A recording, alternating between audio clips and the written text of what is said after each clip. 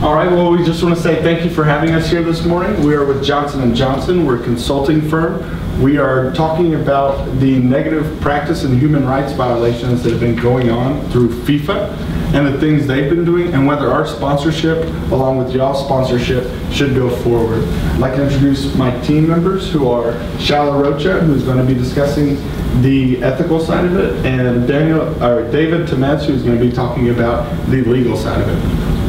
So just to kind of give you all a roadmap of what we're going to be doing here, we're going to start out with our legal side, in which we talk about the possible choices Coke has moving further with their sponsorship with FIFA. We're trying to form a solidarity agreement so that us, Johnson & Johnson, Coca-Cola, and other companies can help protect their or help not risk their assets when they're investing in companies like FIFA, so that we can minimize the risk and protect our brand image. So what we wanted to start out today to talk about is how Coke stands to lose their brand, and they are going to be negatively effective if FIFA continues to do the things they're doing. So if we choose to sponsor FIFA, and y'all choose to sponsor FIFA, your brand is at stake, and your ability to work in foreign NGOs and other organizations is also at stake. What you're doing is you're creating a negative value that is attributed to your brand and FIFA's brand. The other thing we wanted to point out is the efficacy of your own moral statements may be undermined. So with Coke, you have a vision statement and a mission statement. We want to make sure that your practices by operating with FIFA are consistent with your goals. The things FIFA's doing wrong that we wanted to highlight is that they are not doing right by their sponsors. By having the ability to negatively affect our brand and our investment, they're going to cause their sponsors and us to have bad negative influences on the money we're investing in brand and in our goodwill projects. The things they're doing, which David will cover in a minute in the legal side, is the human rights violations, and these are things that we cannot stand for as a business and do not need to have attributed to us. So what we're calling for is a holistic shift in their ethical culture. We're asking them to move forward and put these things behind it and operate transparently and with an application that is that utilizes integrity and honesty. So we wanted to go first with y'all's vision, Coca-Cola's vision, and this is what's on y'all's website. So we're going to discuss what you think is important for your company moving forward. The first one is that with your people you work with, you want to be a great place for people to work at, and you want to inspire people to be the best they can be. FIFA is not doing this for y'all, and we want to show how FIFA isn't doing this and how we can fix it. Your portfolio is the products you're bringing. This is something very simple. Y'all have a great product. We want to make sure that your product isn't lost in the turmoil of politics. Your partners, you want to nurture a winning network of customers and suppliers that create mutual and enduring value. This is one we really want to hit home with, because with FIFA, this is a partner that you're choosing to sponsor, and if they are undermining this value, it makes your company look weak and your values look weak. Planet, be a responsible citizen that makes a difference by helping build and support sustainable communities. What FIFA's doing in their practices, that David will talk about later, is not sustainable. It's something that is causing damage to the areas they're in, and it's a bad business practice for them. We don't want to be in the same boat with them when this happens. And finally, profit, maximize long-term return to share owners while being mindful of our overall responsibilities. This is another key point we want to hone on, and why the solidarity agreement that we're going to be talking about is something we feel you need to do, is because you need to be responsible. So your core mission is to refresh the world, inspire moments of optimism and happiness, and to create value and make a difference. Right now with your sponsorship of FIFA, this is not happening, but we feel if we can change things with the solidarity agreement and hold true to our values, we can make a difference and make the world a better place. So the next thing we're going to do is I'm going to pass it off, but first I want to say we're going to start out with our legal side and discuss what exactly our solidarity agreement is about and what it entails and why it's important, like the human rights violations specifically. Then we're going to move into the financial side, where we talk about the numbers and whether this is something that we need to do, that we need to keep trying to sponsor FIFA, and under what circumstances, and also whether this is something feasible that FIFA could actually put into place, or if we're asking too much. And then finally, we'll get to the ethical side, where we'll explain why these things are so important and how they're positive for not only our brand image, but the way we do business. So right now I'm going to pass it to my friend David Temez, and he's going to take over. Thank you, Travis. So in this section of our presentation, which we aptly named Political Capital, we explore the legal issues of maintaining Coca-Cola sponsorship with FIFA. We have three objectives that we want to cover in this slide. First, what conditions prompted Coca-Cola to reconsider its sponsorship of FIFA? In other words, why are we here today speaking to you? Second, what is the legal nature of this solidarity agreement that we are proposing that you form with other sponsors of FIFA? Finally, are there any laws that prevent Coca-Cola from forming a solidarity agreement with other sponsors? So why are we here? What is Coca-Cola concerned with? Well, the major concerns revolve around the two previous World Cups that FIFA has put together and the two upcoming World Cups. In 2010 in South Africa, FIFA implemented what was called FIFA courts to address the crimes going on FIFA on the grounds of the games.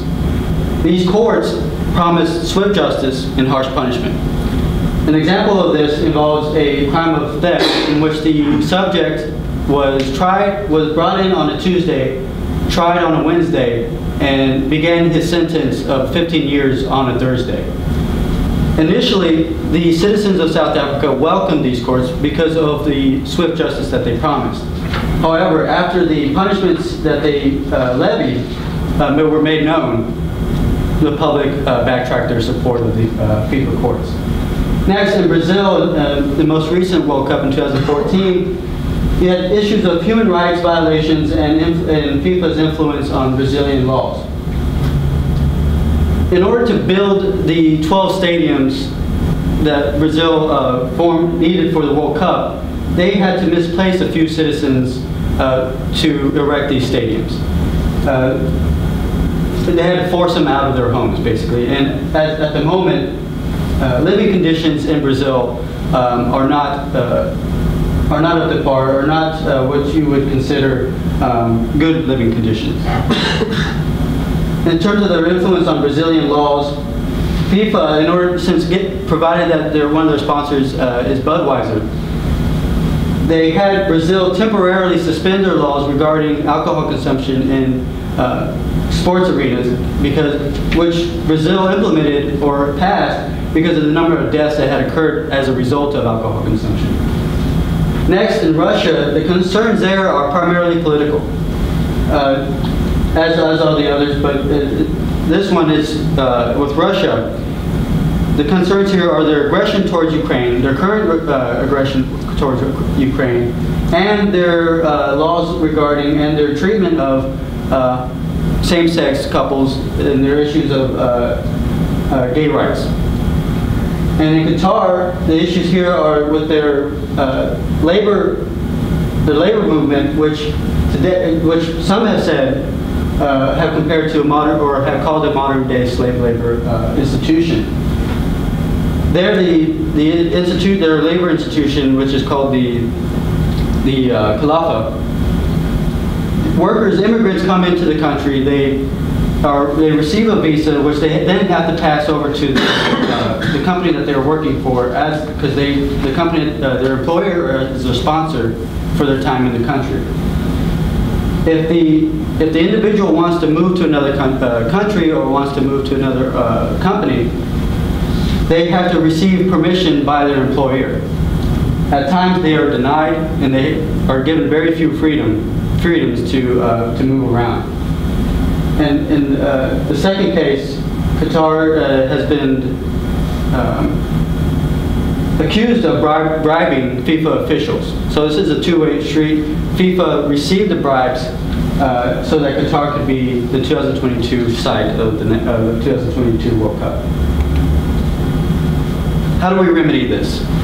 How does Coca-Cola present themselves as a company that will not stand for what FIFA has done Well, we suggest forming a public pact in the form of a solidarity agreement with other sponsors of FIFA or former sponsors of FIFA. The first provision of the solidarity agreement is that members of the solidarity agreement pledge not to sign any contract with FIFA until certain qualifications are met. And these qualifications include, but are not limited to, that FIFA has to overhaul their selection process. They have to look at the conditions of the site that are bidding for the next World Cup, so that you might exclude countries like Qatar, countries like Russia, because of their human rights violations. Second, those interested in joining the solidarity agreement are not obligated to pay any fees, so you don't have to pay anything to join the solidarity agreement. Finally, in the event that a company wishes to leave the solidarity agreement, they will not incur any legal or financial repercussions. This is not a legal document. The solidarity agreement is not a legal document. You don't have to sign anything when you form it. It's more of a public pact with other sponsors to hold FIFA accountable. So the main intent of the solidarity agreement is to supplement the public scrutiny that FIFA has received with financial scrutiny. If we as sponsors join together to not sign a contract with FIFA to sponsor their events, then they will receive financial scrutiny. They will lose a great deal of what they need to put on the games. In the event that FIFA does meet these conditions, we suggest that you go to the negotiating table with a contract that includes what is called a morals clause. The morals clause has been in use since the 1920s by production companies in their contracts with actors and actresses. It is today it is primarily used by all the 4 major U.S. sports and their collective bargaining agreements with the players' unions. So the main provisions of this morals clause, you will include behaviors or actions that you deem defamatory or are against your visions, against your mission statement. In the event that these actions are violated, you as a sponsor have the right, will then terminate your contract with FIFA immediately and then demand 50% of monies already paid towards to FIFA.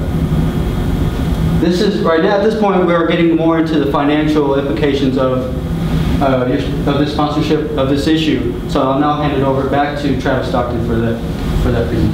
Thank you. So right now we're going to talk about the financial considerations, and the 3 major parts we wanted to cover today were, first off, why FIFA? Why don't we just walk away from the table and not put our neck into this? The second part is, what are the financial implications for Coca-Cola if we choose to continue and go on and sign the solidarity agreement? And third, what is the cost to FIFA to put this into action? What will it cost FIFA to do, and is it feasible for us in the future? So the first thing I want to cover is why FIFA.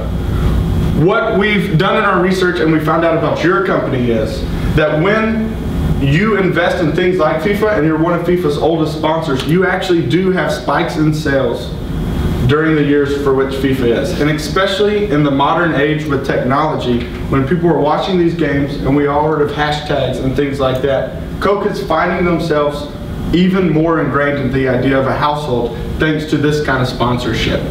So the first point I wanted to bring up is that with FIFA partners such as Coke and the immense global scale of your sales model, you're likely to benefit both in the short term through incremental sales, but also the long term by building your equity and brand loyalty. So when we go to these countries, FIFA participates in these things, you're building fans. The one thing people drink there is either Budweiser or Coca-Cola at these games. So when these games go to places like Qatar and places that don't have a huge Coke market, you're establishing yourself a foothold and you have short-term benefits and long-term benefits. One of the main focuses we talked about in legal and we will talk about in ethical though is this long-term goal is important. We need to protect our brand image and make sure that the actions that FIFA are taking do not cost us in the long run.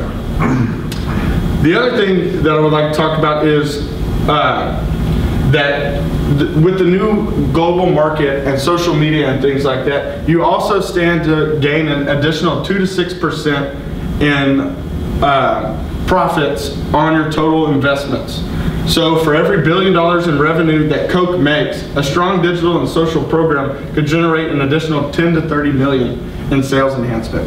This is why partnering with someone like FIFA is very important for Coke.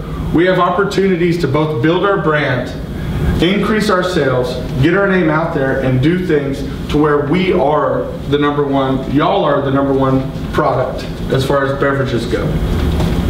So what are some of the financial implications for Coca-Cola? One of the main things we've talked about is the negative effects it can have to your brand image. And we wanted to make it very clear how much you actually invest a year in your brand image. So from your 2013 financial report, we're actually pulled the stats that you spent over $13.2 billion in goodwill projects. These are your charity aspects, things like that. These, although they are good in and of themselves, are also things that help show the world that Coke actually does care. So whenever you're talking about in your mission statement that people matter, the world matters, this is where you really put your money and you show that we do this. The other $2.3 billion we spent in marketing is something else where this is where we tell people what we believe, who we are, and things like this. So with Coke, if we are to go forward with FIFA and not sign a solidarity agreement, this $15.5 billion that we invest in our image, who we are, is what is at risk. This is what you stand to lose if FIFA tears your name down through the mud. The other thing we want to talk about is in your report, you said that your growth could be inhibited by negative setbacks that come from the public domain. And when people say Coke's name and there's a negative connotation with it, as we think will happen with FIFA, that will cost you in the long run. So I wanted to go a little deeper into what the negative effects to your brand would be. The first one is from, all three of these are from y'all's reports and things y'all have said. The first one is that improper conduct by our associates or agents could damage our reputation in the United States and international, or lead to disgorgement of profits. With this, we wanted to make sure that your brand is actually tied to your financial future and your company's growth. So when you're signing things, agreements with companies, we want to make sure we minimize the risk when you do this. So this is why we've offered up the solidarity agreement to show you have the support of other sponsors, and that you have a clause in there, a morals clause that protects you in case FIFA does something and you need to stand against them. The second one is that your success depends in large part on your ability to maintain the brand image and your existing products, build up brand image for new products and brand extensions, and maintain your corporate reputation. Like I said before, by signing the solidarity agreement, we will continue to do this and show that Coke actually does care about what they're doing and who their sponsors are. And finally, your campaigns by activists attempting to connect us or a bottling system with human and workplace rights issues in certain emerging markets could adversely impact our corporate image and reputation.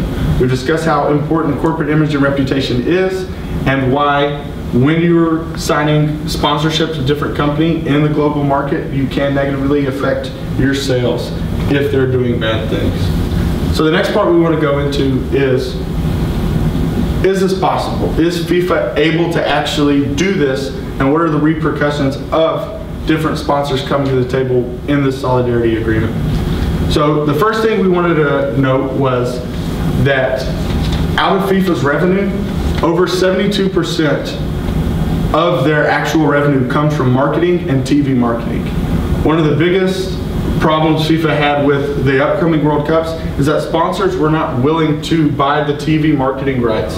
ESPN dropped out and they had to change the bidding process and take it lower so Fox could purchase it, because people were not wanting to come to the table and compete for the right to show the FIFA World Cup. So what this does for us is this shows that Coca-Cola, Johnson & Johnson, and other companies we'll talk to in the future have the power to actually change things for the better. We make up 72% of the money that FIFA actually has. The second point is that FIFA, through unethical practice, has begun to lose sponsorships and bids for most of their major marketing partners. This means the financial implications for FIFA in the future are that if they don't find themselves acting more ethically and doing things like this, they're going to lose their sponsorships. They're not going to have people that help them put on the World Cup. So it's actually financially infeasible for FIFA not to do something like this, not to operate more ethically. The other thing we say is with the solidarity agreement and holding themselves accountable and following the ethical things that Shal is going to talk about in a minute, FIFA can actually improve their brand.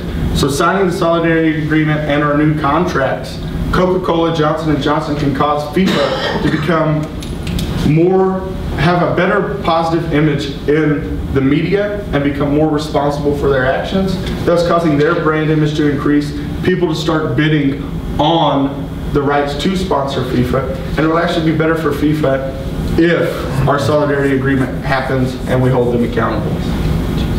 So I'd like to pass it on to the ethical consistency to kind of show y'all what we're asking them to do ethically and why it's important. Thank you, Travis. Our presentation will conclude, excuse me, I'm holding this backwards, with an examination of the ethical dimension of our solidarity agreement. I begin by calling your attention to the fundamental function of business. In recent years, many corporations have undergone a major paradigm shift in their company visions. We've gone from strictly profit-oriented models, here business should maximize CEO and shareholder value, to a model that places corporations at the forefront of serving the global community and cultivating virtue. Here, business should advance the common good. Corporations with strong multinational presence are increasingly excuse me, focused on the development of a holistic approach to business with strong, excuse me, I'm sorry, it's one. Let's take this off. Corporations with strong multinational presence are increasingly focused on the development of a holistic approach to business, which must be taken into consideration when making decisions with potentially negative ramifications. By holistic, move on to our next slide here. By holistic, we mean understanding the corporate and ethical needs of each entity we interact with. This is our goal in business practices. As corporations, Johnson & Johnson and Coca-Cola do more than provide goods and services. We have the talent and resources to act where governments or other organizations are either unwilling or unable to do so. As sponsors, we must ensure just representation of our brand, as Travis has discussed, efficient use of the dollars spent on our events, and assurance that our investments do not go towards supporting organizations or countries either blatantly or tacitly engaged in human rights violations. As corporations in our global community, we must understand that profit and ethics are not mutually exclusive. We have highlighted in the financial dimension of our presentation that bad business practices generate risk. We have also shown it's possible to maintain brand image and profits through ethical behavior. We must recognize that our sponsorship negotiations are not and should not be one-sided. Rather, they must facilitate a dialogue for the betterment of all participating individuals. This can be achieved through the virtue model of our solidarity agreement. Coca-Cola and Johnson & Johnson lead by example and learn from experience by maintaining certain virtues. These virtues ensure that we do not alienate our shareholders, stakeholders, customers, and employees. We must foster integrity by maintaining trust with customers and clients, by respecting every member of our corporation, including shareholders, customers, and workers, and by honoring commitments and obligations. We must foster transparency by remaining clear, precise, professional, avoiding misrepresentation of facts on all levels, and allowing information to flow freely, both inward and outward. We must maintain compliance by adhering to internal and external policies, standards, and laws, as my colleague David reviewed in the legal aspect of our presentation. And finally, we must maintain accountability by taking responsibility for our operations and collaborating with other corporations, governments, and organizations toward the respect of human, environmental, and labor rights in our global operations. Johnson & Johnson and Coca-Cola already strive to maintain these virtues. Our solidarity agreement sets the example for other corporations and organizations to follow, and also to challenge organizations like the International Federation of Association Football, FIFA, to reform their egregious violations of ethical behavior at the risk, or else risk the loss of our sponsorship. Our proposed solidarity agreement not only displays our commitment to high ethical standards, but also shows that we put pressure on organizations like FIFA to address their various ethical violations, which have maintained practices at odds with our own. FIFA's leadership has been linked to corruption, bribery, vote rigging, vote buying, and tacit approval of human rights violations. FIFA lacks integrity, transparency, compliance, and accountability. Its own ethical report was not only suppressed, but grossly misrepresented. Excuse me. The projected deaths of over 4,000 workers during the building of the 2022 World Cup Stadium in Qatar showcases a dark reality that must be changed. Football should not be played on a turf stained with blood, and our organizations should not risk our brand image and tacitly support these ethical violations. So, FIFA must change. In signing our solidarity agreement, we expand our corporate efforts to achieve global sustainability, strengthen our legal and ethical standards, and grow financially. FIFA needs funded events, of course, and a strong front alongside supporting businesses. But as sponsors, we must pursue a revolutionary approach to business, utilizing our framework to help cultivate international ethics compliance. We must negotiate sponsorships for everyone's benefits and recognize the holistic goals of each partnering entity. Thank you. Here's our references if they're needed.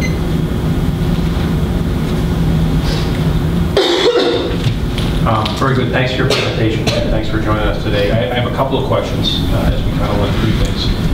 First of all, can you explain who is FIFA? How are they organized? And are they a profit or non-profit organization? FIFA is a international, the name is, it's in French, Fédération Internationale Football Association. So they put up, the World Cup is in United States soccer, internationally it's football. They are set, I believe, in Switzerland, and they've been around since, I believe, the early 1900s.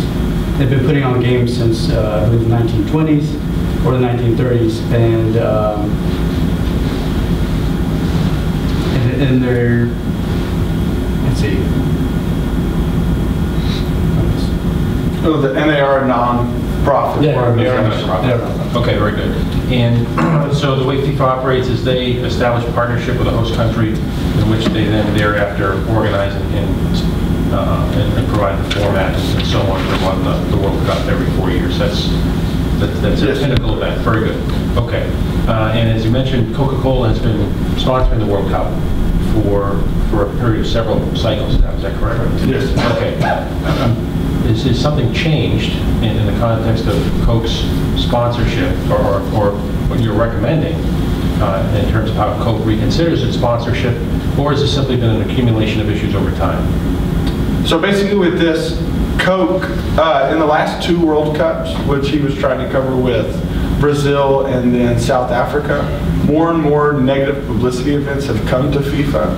The way the contracts work for Coke is every 4 years they re-sign a new contract. So what we wanted y'all to do is basically with this next contract, acknowledge the fact that FIFA has been violating human rights and is running unethically, so that you can minimize your risk to your investment in FIFA by showing them that we stand together as a solidarity and that we need these different holistic changes in FIFA in order for us to move forward.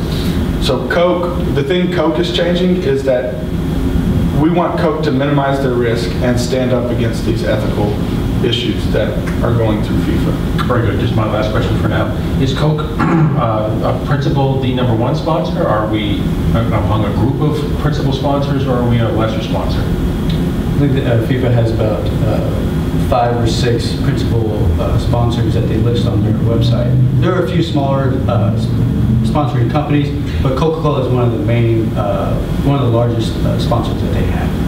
and then another setup for how FIFA has their sponsors. They have sponsors that go throughout the 4 years that are able to use the FIFA tag, and there are 5 major companies that do this: Budweiser, Adidas, Coca-Cola, and I forget the other 2. I think Sony and Emiratis was one 4 years ago.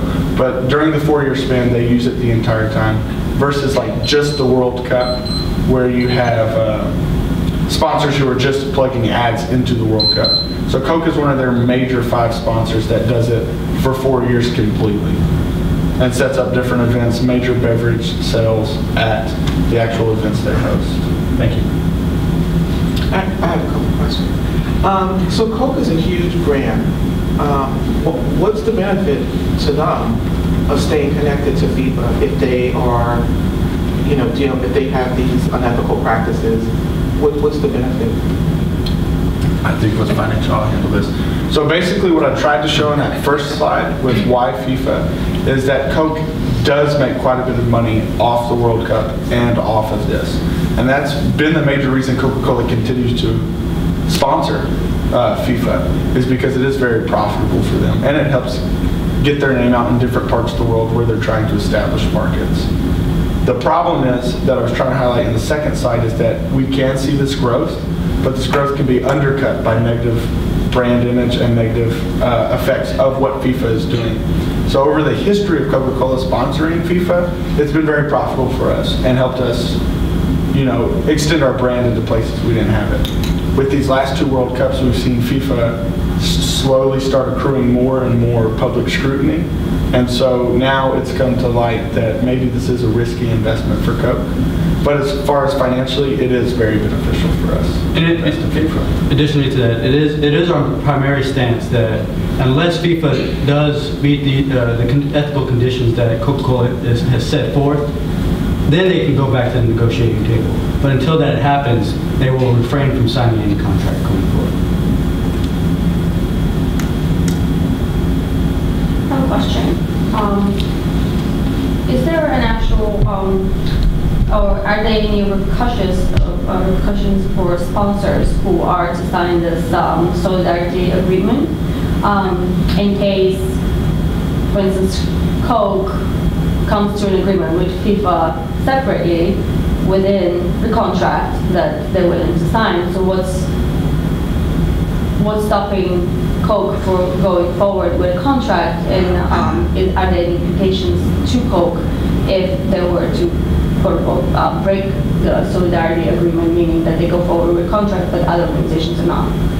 Right. If in the event that Coca-Cola does ignore the condition that, because the first provision of the solidarity agreement, that there is this pledge that you don't sign a contract with FIFA unless they meet the ethical standards that we set forth, that are set forth in the solidarity agreement, in which I mentioned briefly. But the 2 major conditions are that they overhaul their selection process, because so FIFA accepts bids from countries that do want to partake in the games, and so they would overhaul their selection process so that they look a little harder towards countries that have violated human rights, such that if there's this extreme case of backlash of accepting a bid from a country that has violated human rights, then they exclude that bid from the process.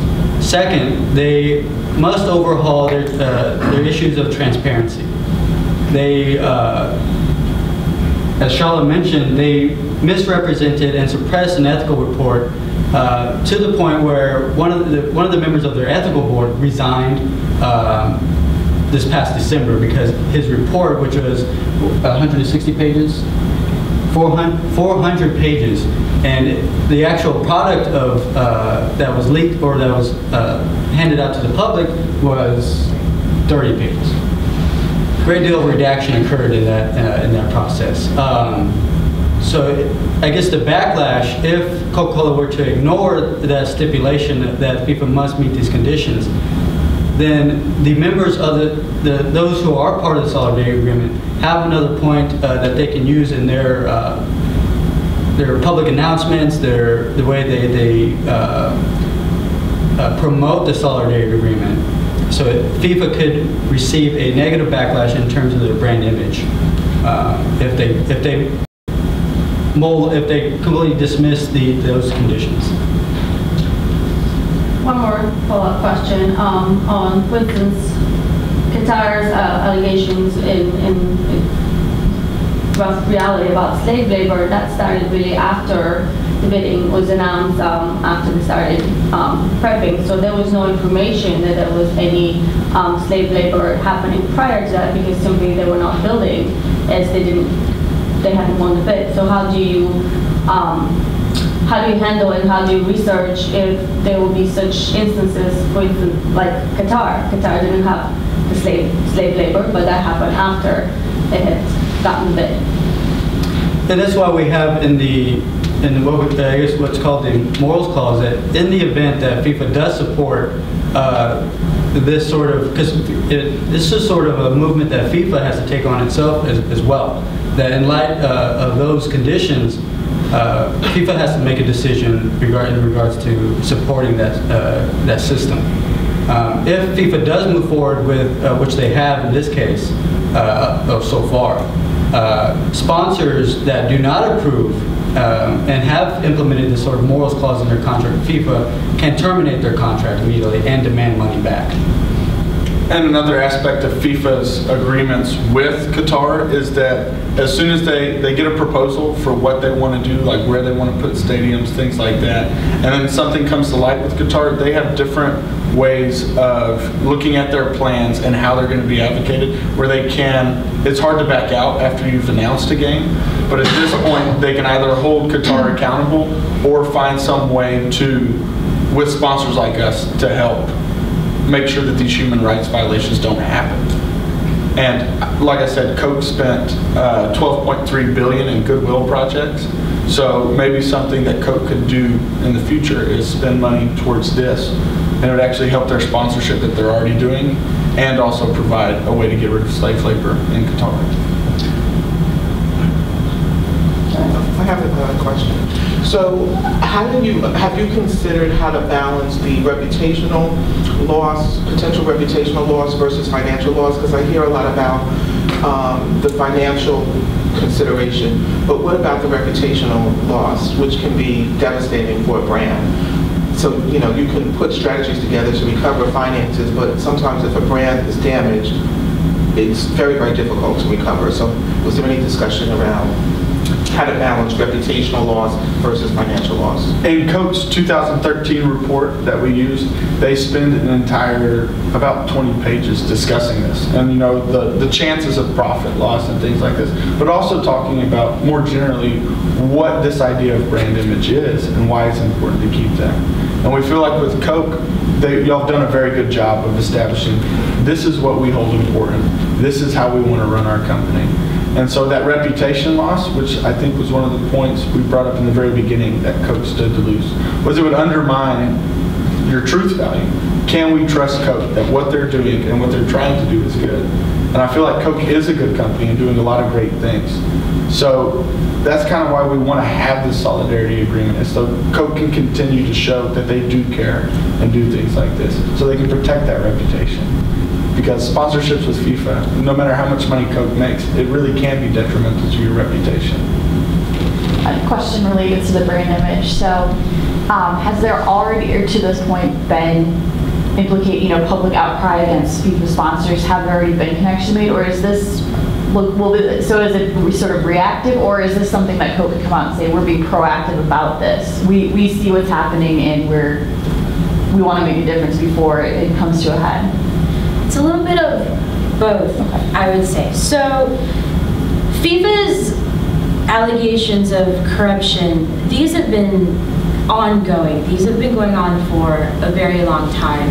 FIFA has essentially become sort of the laughingstock of the sports world. As sponsors,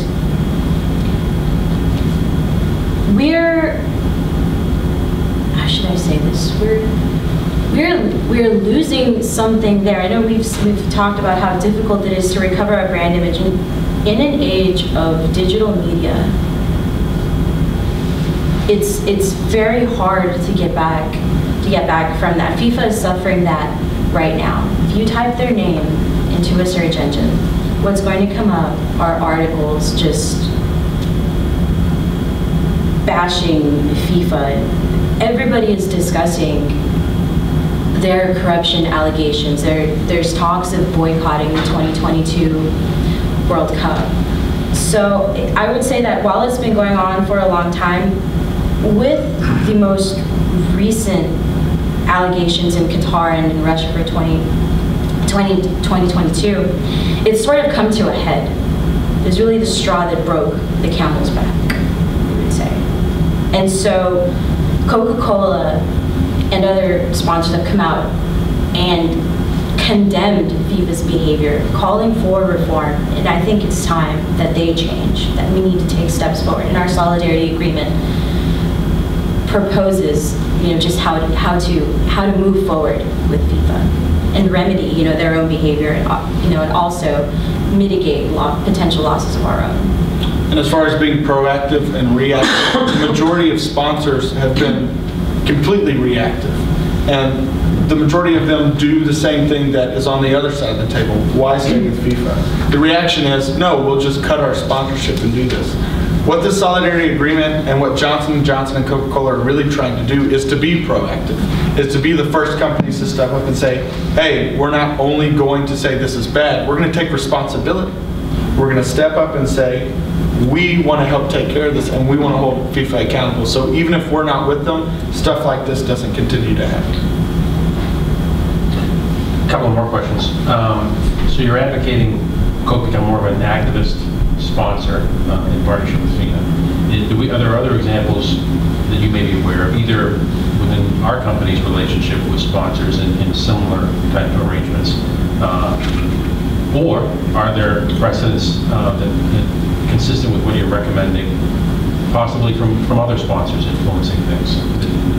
A similar case involves, one of the few issues that came in the last few years is I don't know if you've heard about the Rana Plaza, the building collapse of Rana Plaza, and in the garment industry.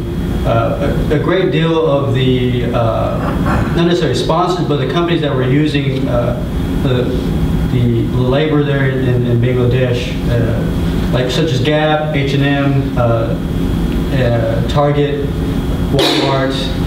A majority of the European countries came together and formed what was called the Accord. Gap didn't sign it. Most American companies didn't sign it. They signed their own sort of agreement called the Alliance. But the Accord and the Alliance had the same goal of sort of this activist movement on the part of companies to improve the working conditions of the workers in third world countries like Bangladesh, which the garment industry represents their second largest industry in the country. It's one of their main ways of bringing in or producing money for the country. So that's the closest example to what we're suggesting here. What the Accord and the Alliance, what they offered is constant review of the working conditions of the workers, so that if anything is found, if anything is out of order, then the companies have to put forth, which they already do in signing the Alliance or the Accord, they put forth money to fund certain activities, which include improving the structure of the building, paying wage for those reviewing the conditions, which at first they began as third-party reviewers, but they're also training Bangladeshi citizens to do the same thing, so that they're also bringing jobs there. And Coca-Cola's had different things where they've had activist investments. Coca-Cola in 2012 had a problem with water scarcity in areas where they were trying to develop a market.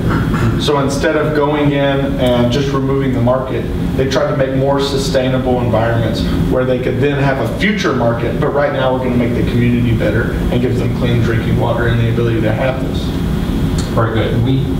At Coke, we budget a significant amount of resources each year on sponsorships. Okay, so if we choose to for example, eventually not sponsor or partner with FINA to sponsor the World Cup, either in this cycle or the next one? Are there other venues or other like events that you think would be more appropriate for us to focus our resources?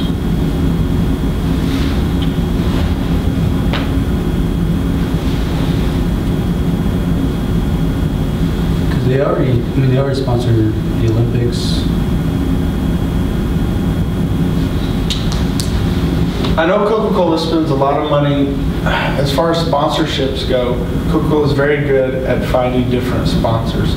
As far as something new for Coca-Cola to do in the future, I would say if you're going to do something in the future, make sure to look at it ethically, uphold your mission statements. But we'd have to look at a different company. It might also be good to consider leagues that are outside of FIFA. While FIFA is the major organizer of international, football, there's also organizations that are outside of FIFA for countries who are not either large enough or don't meet the requirements of being in the International Organization of Federation Football. So it may be good to consider. Each country has its own its league of football, and in Europe there is the Euro Cup for FIFA, which could be, not for FIFA, but it's sponsored by the federations of each individual country. So that could be one possibility for Coca-Cola to get into, is the Euro Cup, or even be more proactive in developing the soccer game here in the United States. Which does need a few more sponsors, because it is a growing game. I think there is a great deal more publicity for soccer in the United States over the past few years. So that could be another proactive, in a business sense, move that they can make in regards to future sponsorships. Good. Thank you. Any other questions? Okay. Okay, we have about 3 minutes left, but if no other questions, we can go ahead and talk about some feedback and share how things went. First of all, thank you very much. So for judges, we're out of character now. We're going to kind of talk for the purpose of that. Makes sense? Okay. First of all, great topic. Really, really good topic. It's powerful for a number of reasons. And I appreciate you all spent a good amount of time researching it, and I'm sure it was a bit of an onion in the sense that probably the more you learned, the more you found there was to know, in a sense. And I certainly learned things from considering what you brought forward today. I thought you worked to have a good balance in terms of each of the 3 key dimensions, which are most important: the ethical, the legal, and the financial. A couple things just that occurred to me that would have been a little more helpful. And then we kind of covered this in Q&A, so we got that figured out pretty quick anyway. So FIFA, who FIFA is, what their organization is, and so forth, that'd be good, because they have a different relationship or a different structure and a different mission that quite possibly fundamentally is positions them in a very different place than, and they're a soccer organization. They are not a corporate organization that's publicly traded with a mission to realize shareholder value. So that contrast is a critical part, I think, possibly of the relationship. I think what you advocated in terms of effectively enabling Coke to lead a group of sponsors as a means to have influence with the organization is a vital first step. Certainly by virtue of time, perhaps, or what you could do, there may have been some other things you would have thought of. And certainly the last part is you might say, well, we may or may not be successful this round, but we're going to learn from and build off what does or doesn't work out to possibly influence FINA longer term. So those things are helpful. A couple things. One, goodwill is a word that's confusing a little bit for those of us with accounting backgrounds. I know you may appreciate goodwill as a specific meaning in accounting terms. So that was used a little different. I would discourage and be careful, because, by the way, I do the same. Just be careful of using slang terms during your discussion, because it's a bit distracting. Okay. Let's see, there's some other things. The brand image piece with Coke is profound. My wife and my children are from Atlanta, and having lived there for a few years, Coke has an enormous influence in that community, and they are all about their image, of course. And I thought you did a good job of talking and focusing on that part of our business, and in particular showing us mission and vision statements, starting those things right out. Those are good places to begin. I think you did a great job. You laid the information out very well. It was very organized, easy, for me to follow and kind of track with you as you went through each of the different elements. I would like to reiterate your feedback in terms of slang term, because that can be very distracting, and sometimes I kind of felt like I had to kind of get back on track in terms of who you were talking about. Was it Coke? Was it FIFA? So I would just like to reiterate that, but I thought you did a really good job.